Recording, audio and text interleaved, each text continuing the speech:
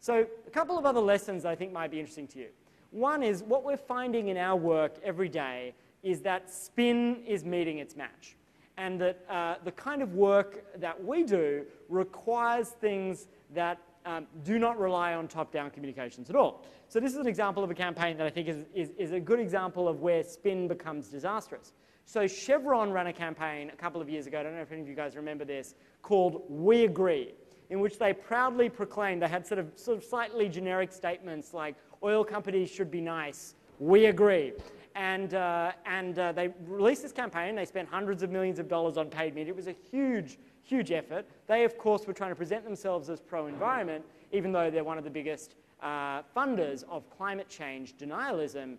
And so this is something that the Yes Men did. The Yes Men are a troupe of improvisational kind of political satirists. And they created this really cool online structure that basically allowed people to subvert the structure.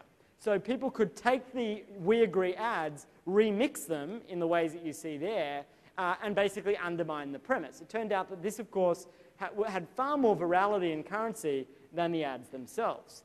So we're moving from a place where we make sound bites that are very polished and well composed to what I would call meme drops, where people are delivering a set of imagery, like the Occupy Wall Street campaign, the 99%, the idea of Occupy, a set of images, and then allowing people to manipulate them, remix them, spread them, and therefore propagate them. And that's the way in which movements are spreading today.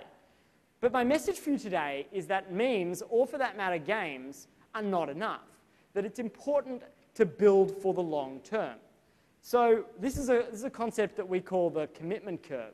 And it's basically the idea that in order to engage people, you start by bringing them in with a very low barrier to entry action, something very simple.